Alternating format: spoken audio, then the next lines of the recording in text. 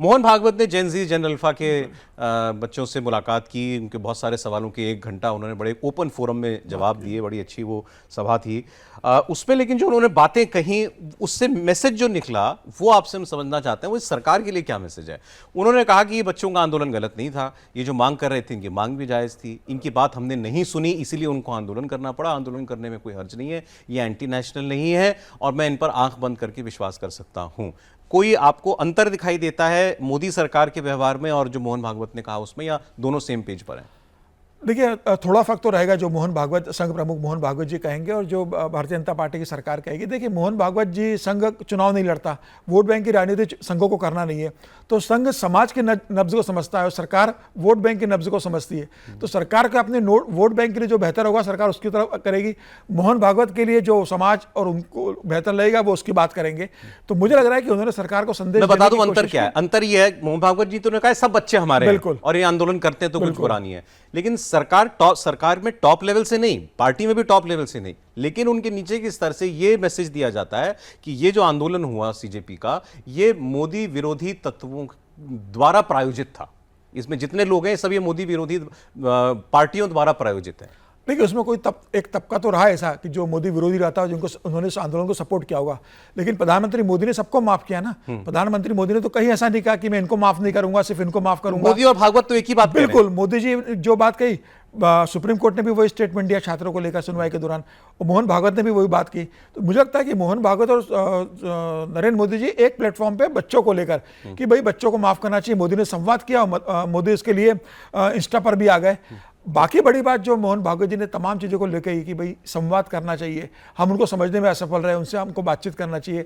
आज की जनरेशन हमारी जैसी नहीं है, मतलब उन्होंने नरेंद्र मोदी से कहा कि आप भी 75 क्यों, मैं भी 75 क्यों, हम अपने पिता की सुन लेते थे, आज की जनरेशन नहीं सुनती है।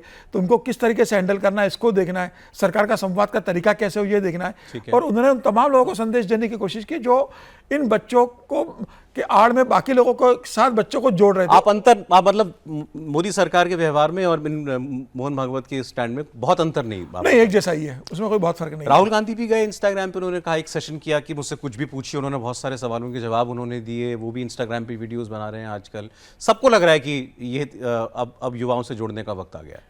देखिए, सबको पता है कि युवा बहुत बड़ा वोट बैंक है। अगर आप 2029 का अगर चुनाव देखेंगे लोकसभा का, तो 75 करोड़ के करीब अगर आप देखेंगे कि 30 साल तक की उम्र के जो लोग रहेंगे उनके उतने वोटर्स हो जाएंगे।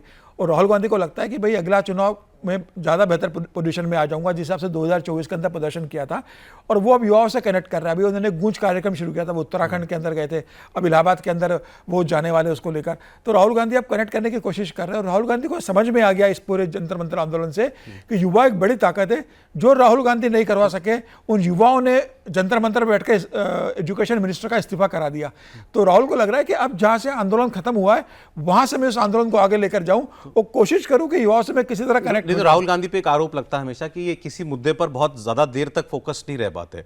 कभी ये वोट चोरी की बात करते हैं, कभी ये जितनी आबादी उतने हक की बात करते हैं, अब उसको छोड़ दिया, ओबीसी को छोड़ दिया, अब आ गए युवाओं के ऊपर। अब या आपको लगता है आने वाले वक्त तक उसी पर रहेंगे, युवाओं पर ही रहेंगे?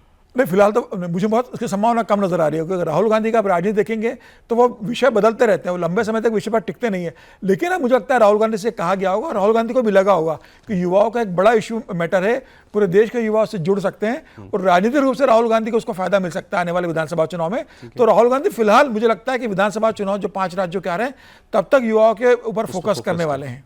सर, ये जो कॉकरोच जनता पार्टी, इन्होंने अपनी नई टीम अनाउंस की है और इन्होंने ये भी कहा है कि हम देश भर में घूम करके लोगों के इश्यूज समझने की कोशिश करेंगे, उसके लिए एक संवाद कार्यक्रम भी करेंगे। लेकिन वो जो टीम इन्होंने बनाई उसमें आरोप ये लग रहा है कि उसमें बहुत सारे लोग आम आदमी पार्टी से जुड़े हुए हैं, जिनका बैकग्राउंड आम आदमी पार्टी का है।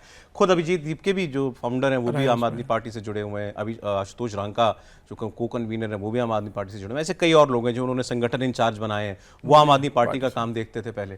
क्या वाकई में ये जो सारी टीम है ये आपको लगता है बैक पे आम आदमी पार्टी है? निश्चित रूप से इसमें कोई दोहराने के पूरे आम आदमी पार्टी के ही लोगों की। देखिए, आशुतोष राका हो, सौरभ दास हो या अभिजीत दिप्के तो लंबे समय से अरविंद केजरीवाल के साथ आम आदमी पार्टी में जुड़े थे, तो उनका पूरा विचारधारा वो है, उनका नेटवर्क वो है, उनकी टीम वो है, उनको पूरा पता है, तो वो उन्हीं लोगों को साथ में लेकर आए। और मुझे लग रहा है कि बी टीम है आम आदमी पार्टी की बेसिकली। वो उससे इंस्पायर्ड हो सकते हैं, उस केजरीवाल जी के साथ काम भी किया हुआ हो सकता है, लेकिन ये आउटफिट जो है इसकी कोई अपनी आइडेंटिटी है या ये केवल जैसे आरएसएस के अनुषांगिक संगठन होते हैं ऐसे ये आम आदमी पार्टी का एक विंग भर है ये, या उससे अलग कुछ है? इंडस्ट्री की भाषा में कहते हैं ना कि एक कंपनी की सिस्टर कंपनी है, सिस्टर कंसर्न है, तो ये एक सिस्टर कंसर्न है बेसिकली आम आदमी पार्टी की। मतलब पेरेंटल ऑर्गेनाइजेशन अगर देखेंगे तो आम आदमी पार्टी है, और उसकी एक ब्रांच अभिजीत दिप्के ने शुरू करी है। अब उसको वो आम आदमी पार्टी की जो कमजोरियां उससे कैसे दूर लेकर जाते हैं, भविष्य क्या करते हैं, क्या अरविंद केजरीवाल से दूरी बनाकर रखते हैं, या अरविंद केजरीवाल की पार्टी में आगे जाके मर्ज होते हैं, या अरविंद केजरीवाल के साथ किसी कोalition के अंदर वो लेकर जाते हैं। और अरविंद केजरीवाल ये कोशिश करेंगे कि भाई दिल्ली का चुनाव हार गए, पंजाब का चुनाव है, अगर पंजाब का चुनाव हार जाते हैं तो उसके बाद वो दिप्के को किस तरीके से आगे लेकर जाएंगे। भविष्य की राजनीति में 2029 के लिए दिप्के को लेकर अरविंद केजरीवाल अपने आप को प्रधानमंत्री के उम्मीदवार के रूप में कैसे लेकर जाते हैं।